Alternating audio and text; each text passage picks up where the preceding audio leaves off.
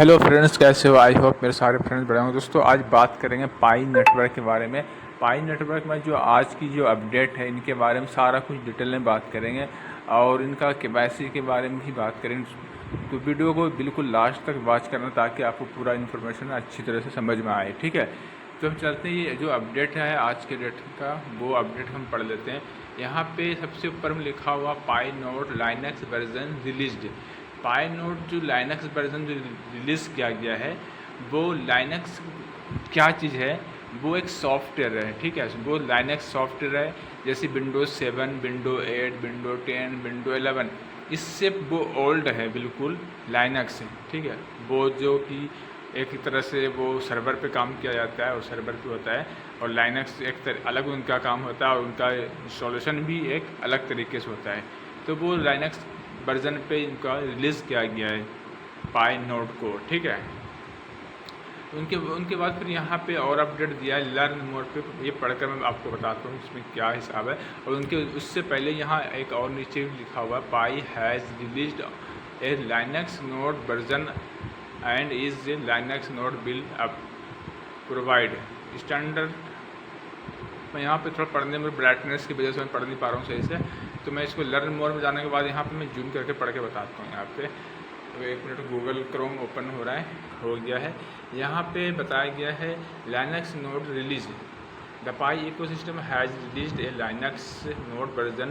ठीक है, ये तो बता दिया था।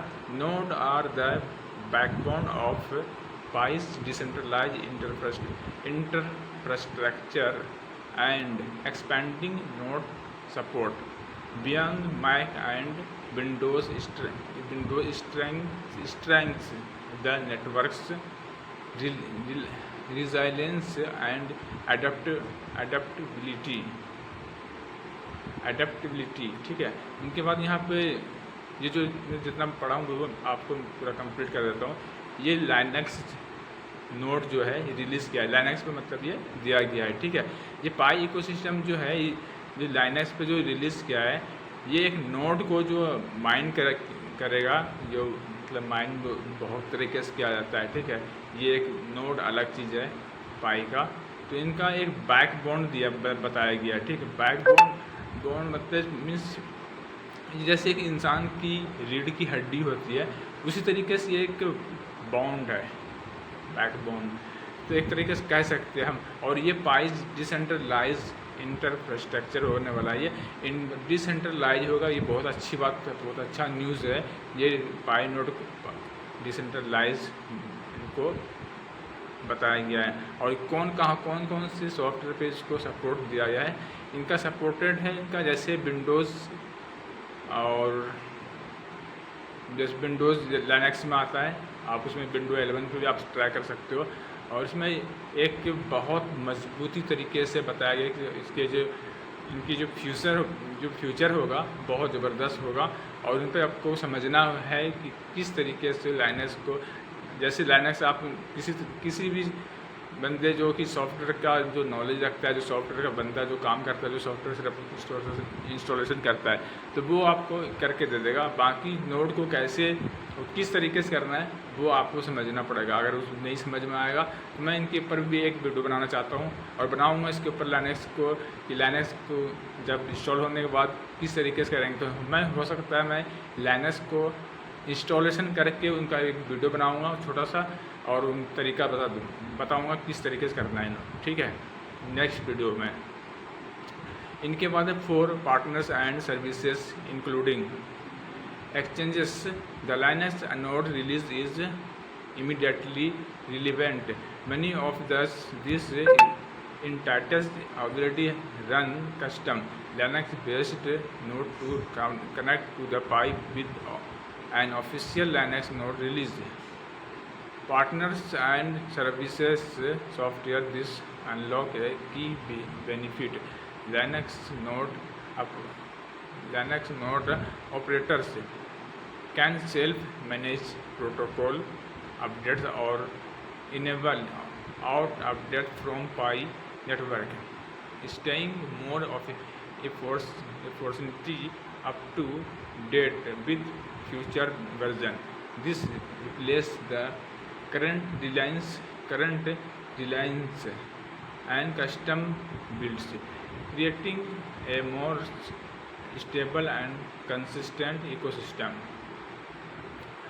दोस्तों इनमें कहा गया है कि जैसे जितने इनके पार्टनर हैं सर्विस जो मतलब लाइनर्स को जो चाहते हैं करने के लिए, इनकी सारा इसमें बनाए मतलब मिला के दिया है इसको। हर कोई लाइनर्स को यूज़ नहीं कर पाएगा, हर कोई इनको समझ नहीं पाएगा। तो ये वही करेंगे इनको जो सिस्टम पे काम करते रहते हैं हमेशा, और उनको सॉफ्टवेयर के बारे में कुछ नॉलेज होना चाहिए बंदे को, तो वो जो है ना उससे कर सकता है। और इसमें बहुत सारी जो कमांड होगा वो समझना पड़ेगा आपको, क्योंकि लाइनक्स का एक तरीका सबसे अलग है। और इसमें बहुत सारा अपडेट है इसमें कि pioneers the Linux node of future that has been frequently requested by the community over the past few years, while it is not directly tied to node reward, and therefore many node impact every day participation. Immediately the updates allow for great accessibility and ecosystem participation. The significant lines in the infrastructure supporting Linux make the network more inclusive for developers, technically capable pioneers, and this interested in contributing throughout open source environments. Installation instruction can be found here. Upcoming protocol upgrade to version 23, जो इनका version होगा वो 23 version दिया गया है, ठीक है। Linux में भी वर्जन होता है, तो वर्जन का नाम दे दिया है और उसने बता दिया कि आप कैसे करोगे। इनके बारे में थोड़ा जो टेक्निकल बंदा हो, टेक्निकल लाइन का हो, या अगर आपको नॉलेज है इसका तो आपके लिए भी ईजी है। जिसका वर्जन है 23, ठीक है। पार्ट इसमें parallel to the Linux node release, Pi network is preparing an important upgrade the move from protocol version 19 to version 23, मतलब 19 से 23 तक का वर्जन में सपोर्ट कर देगा, मतलब सपोर्टिंग होगा इसका। The Pi protocol is updated from Stellar protocol. This version is a custom is Pi protocol built and base pulling upgrade from Stellar protocol, ठीक है। Functionally and control the upcoming protocol upgrades will phase in thought consecutive version.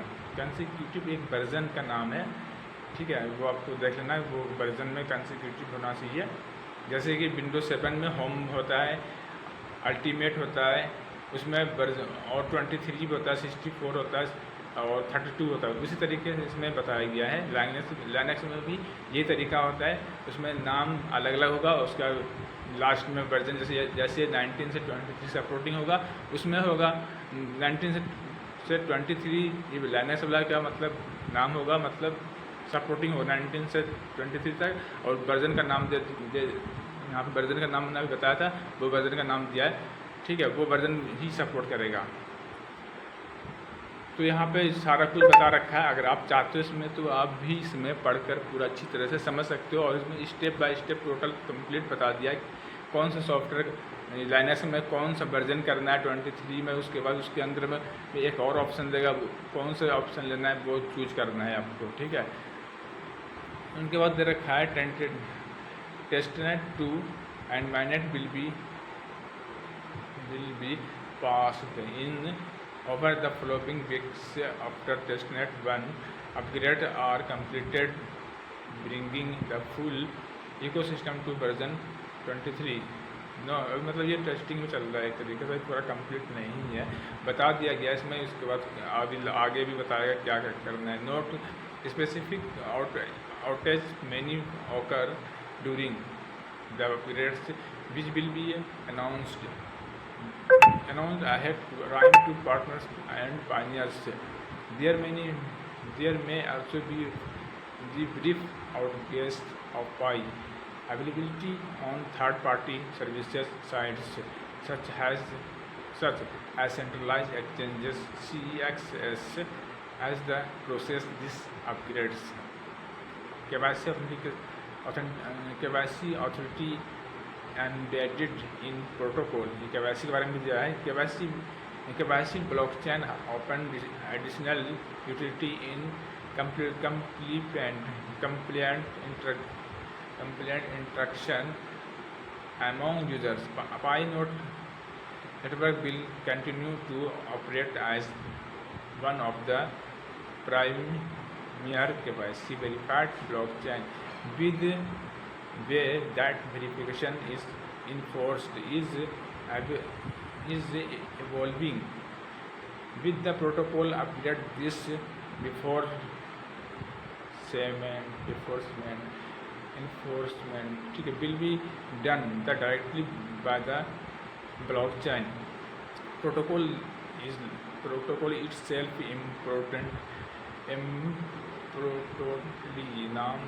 importantly the upgrade allowed the decentralization of KYC authority. While the alternative Pi KYC solution continues to verify pioneers, the protocol will allow KYC authority to be assigned to other trusted entities in the future. These effects of more distributed community derived when KYC process while maintaining compliance at the protocol level.